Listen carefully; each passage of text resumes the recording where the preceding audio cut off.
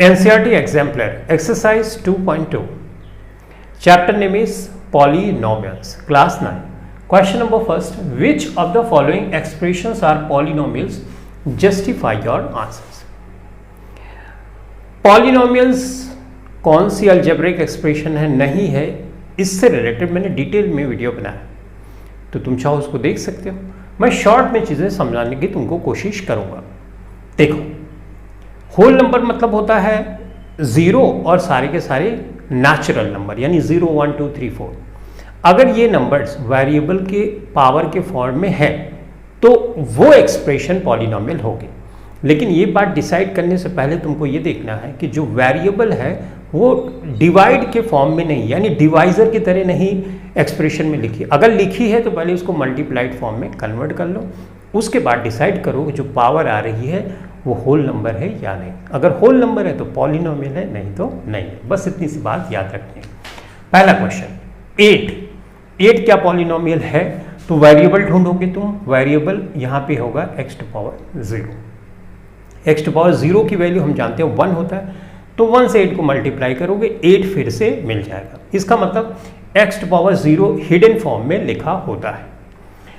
अब जस्टिफिकेशन कैसे दोगे? तुम बोलोगे power of variable is 0 and which is a whole number, that's the reason number 8 is या 8 इज अ पॉलिनोमियल। बस हो गया आंसर। यही सिंपल सा एक्सप्लेनेशन देना है।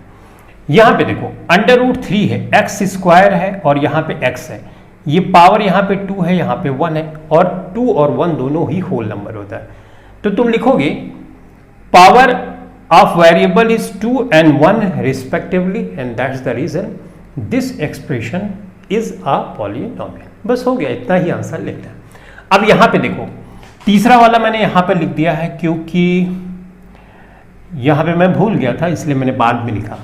तो इसको देखो 1 ये है, मैंने बोला है कि इसको चेंज, ये रूट के फॉर्म में ना इसको पहले बदलो। √5 यहां पे किया। x अगर किसी जगह ऐसे है ना तो इस चीज को ऐसे भी लिख सकते हो, मतलब रूट वाली चीज को x के ऊपर पार करके 1/2 लिख सकते हो। अगर मैं इसको लिखूंगा इस तरह से मैंने कर दिया।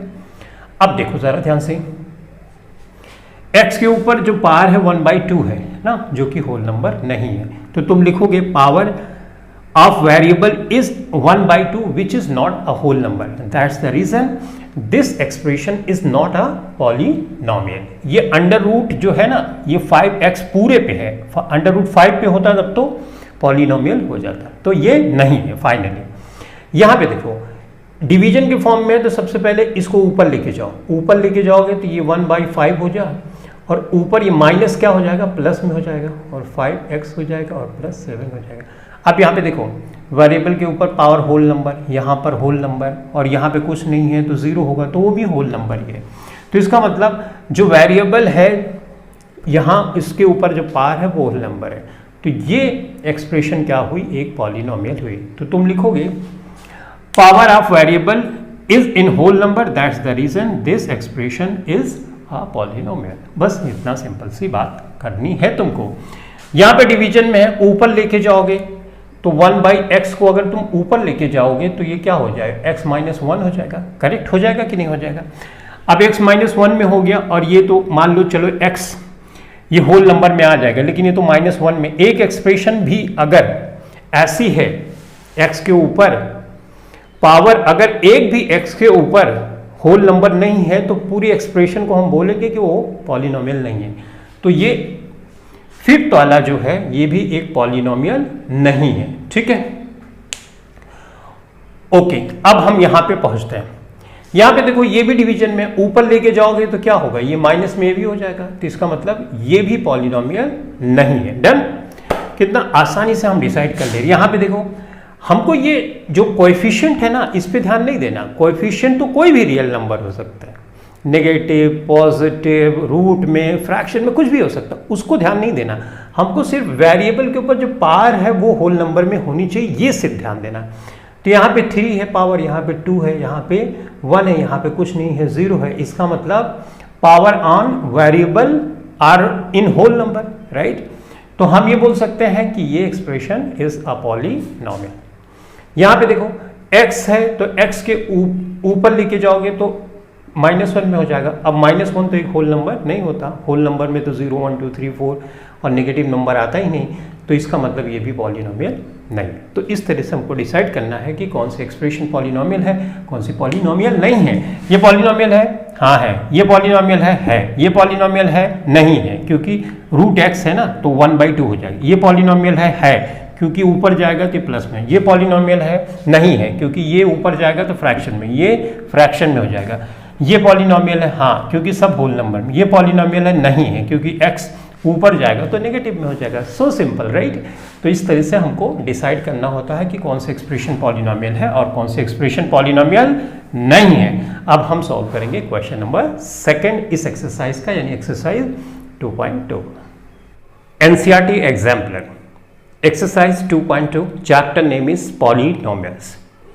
Question number 2 right whether the following statements are true or false justify your answer. यहां पे कुछ स्टेटमेंट्स दिए गए हैं, स्टेटमेंट्स को पढ़ना है और हमको बताना है स्टेटमेंट्स ट्रू है या फॉल्स। अगर फॉल्स है तो क्यों है, ट्रू है तो क्यों है, उसका जस्टिफिकेशन भी हमको देना है। फर्स्ट स्टेटमेंट है a binomial can have at most 2 terms, यानी एक बाइनोमियल मैक्सिमम 2 टर्म्स रख सकता है। ये स्टेटमेंट एक दूसरी इंफॉर्मेशन भी कन्वे कर रहा है, इसका मतलब मैक्सिमम तो 2 रख सकता है, उससे कम भी रख सकता है, राइट। तो इसका मतलब ये स्टेटमेंट फॉल्स है, उससे कम नहीं रख सकता ना ज्यादा रख सकता। बाइनोमियल का मतलब होता है एग्जैक्टली 2 टर्म्स, उससे कम नहीं, उससे ज्यादा नहीं। अगर उससे कम है तब भी बाइनोमियल नहीं, उससे ज्यादा है तो भी बाइनोमियल नहीं, राइट। इसका मतलब जो एटमोस्ट ये वर्ड है ये नहीं होता, यहां पे एग्जैक्टली होता तो ये स्टेटमेंट ट्रू हो जाता। तो ये स्टेटमेंट हुआ फॉल्स। जस्टिफिकेशन में क्या लिखोगे, a binomial always has exactly 2 terms, और ये हो गया तुम्हारा justification. Done. Every polynomial is a binomial, जितने भी पॉलिनोमियल होते हैं वो सब के सब बाइनोमियल होते हैं, यानी सब के सब पॉलिनोमियल में 2 ही टर्म्स होती है, ऐसा तो नहीं है। बहुत से पॉलिनोमियल्स ऐसे मिलेंगे जिनमें एग्जैक्टली 2 टर्म्स होंगी, वो बाइनोमियल हम उनको बोल सकते हैं। लेकिन एवरी मतलब हर एक पॉलिनोमियल बाइनोमियल हो ये तो कोई जरूरी नहीं। तो तुम लिखोगे, यहां पे लिखोगे false, every polynomial is not a binomial. Example में लिख दोगे, ये मैंने 3 टर्म यहां पे लिख दी, ये ट्राइनोमियल है, तो तुम एग्जाम्पल में लिखोगे, पहले लिखोगे false every polynomial is not a binomial. For example x³ plus x plus 1 is a polynomial but it is not a binomial. Done. तो यहां पर भी तुम लिख दोगे फॉल्स ही लिखोगे। A binomial may have degree 5, एक बाइनोमियल क्या डिग्री 5 रख सकता है? हाँ रख सकता है, राइट। क्यों? क्योंकि बाइनोमियल जो वर्ड है ये टर्म्स के बेसिस पे दिया गया, डिग्री के बेस पे नहीं दिया गया। डिग्री तो 5 हो सकती है, 6 7 8 9 कम भी हो सकती है डिग्री, तो इस बेस पे नहीं दिया गया बाइनोमियल नाम की डिग्री कितनी, इस बेस पे दिया गया कि टर्म्स कितने हैं। तो इसका मतलब एक बाइनोमियल डिग्री जो है 5 रख सकता है, तो तुम लिखोगे yes this statement is true, a binomial may have degree 5। But degree कहां से कहां तक हो सकती है? तुम लिखोगे डिग्री, ऐसे लिख देना, डिग्री एग्जैक्टली या तो 1 या 1 से ज्यादा। तुम बोलोगे 0 क्यों नहीं?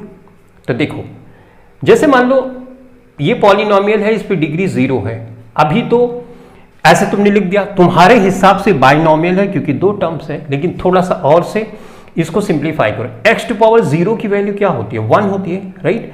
यहां पे 3 है प्लस 1 है। अभी न्यूमेरिकल वैल्यू हो 3 और प्लस 1, तुमने इसको ऐड कर दिया तो कितना आया? 4। अब 4 एक सिंगल कांस्टेंट पॉलिनोमियल है, ये बाइनोमियल तो नहीं है, तो x⁻0 इसलिए नहीं रखना है तुमको। जो x की पावर हो वो 1 हो या 1 से ज्यादा हो तो हमेशा वो पॉलिनोमियल होगा, और उसमें डिग्री 5 वाला तो इंक्लूड ही हो गया। तो तुम जस्टिफिकेशन में ऐसे लिख देना, binomial may have degree 5 because any polynomial having degree equal to 1 or greater than 1 can be included in binomial। तो बस ये स्टेटमेंट तुम्हारा हो गया ट्रू, और जस्टिफिकेशन भी मैंने बता दिया। Fourth, zero of a polynomial is always zero. अब जीरो ऑफ अ पॉलिनोमियल तो तुम जानते हो, पॉलिनोमियल में एक ऐसी वैल्यू जिसको तुम वेरिएबल की जगह रखते हो तो उस पॉलिनोमियल की वैल्यू जीरो हो जाती है, तो उस वैल्यू को हम जीरो ऑफ पॉलिनोमियल बोलते हैं। अब यहां पे बोला जा रहा है कि जितने भी पॉलिनोमियल है उन सब की जीरो ऑफ पॉलिनोमियल, यानी वो वैल्यू जीरो ही रखने पे वो पॉलिनोमियल जीरो होगी, ऐसा तो नहीं है। इसका मतलब ये स्टेटमेंट है फॉल्स हमारा, करेक्ट। अब देखो, जैसे मान लो x टू पावर 2 है, मैं तुमसे बोलूं कोई ऐसी वैल्यू x की जगह रखो जिससे ये पॉलिनोमियल जीरो हो जाए, तो तुम बोलोगे ऐसी सिर्फ एक ही वैल्यू जीरो, तो ये स्टेटमेंट इसके हिसाब से सही है कि zero of a polynomial, right. Always ना होता इज जीरो, हाँ तो ये पॉसिबल है। अब देखो यहां पे x टू पावर जैसे x प्लस 3 होता, अब मैं पूछूं तुम्हें x की ऐसी वैल्यू रखो जिससे पॉलिनोमियल जीरो हो जाए, तो जीरो रखने से क्या है, जीरो होगा क्या, नहीं हुआ जीरो। इसमें अगर -3 रखूं तब ये जीरो हो जाएगा। इसका मतलब ये जरूरी नहीं कि जीरो ऑफ अ पॉलिनोमियल की वैल्यू हमेशा जीरो ही हो, कोई भी रियल नंबर हो सकता है, राइट, जिसको रखने से पॉलिनोमियल की वैल्यू जीरो हो जाए। तो तुमको लिखना है कि zero of a polynomial is not always zero and zero of a polynomial can be any real number, और ये हो गया तुम्हारा जस्टिफिकेशन। आगे देखते हैं, a polynomial can not have more than 1 zero. एक पॉलिनोमियल एक से ज्यादा जीरो नहीं रख सकता, मतलब एक से ज्यादा वैल्यूज नहीं होगी जिसको रखने से पॉलिनोमियल जीरो हो जाए, ऐसा भी सही नहीं है। जैसे अगर मैं यहां पे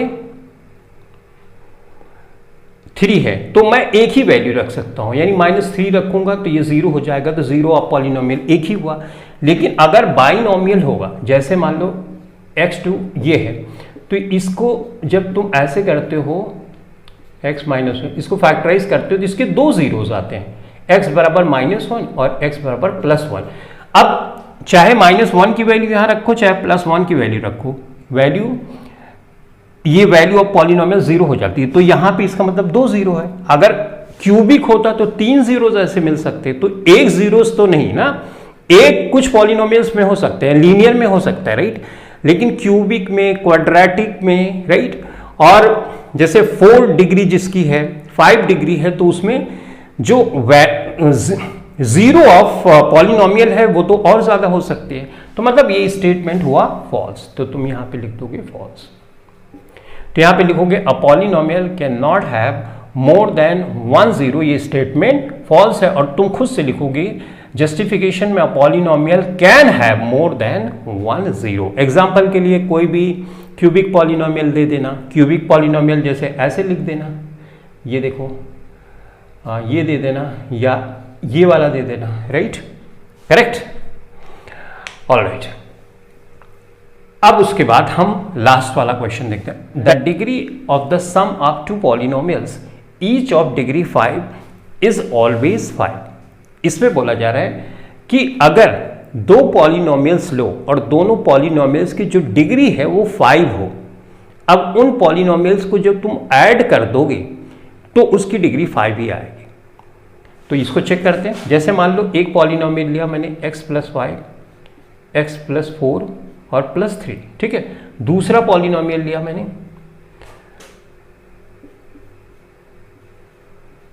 ठीक है।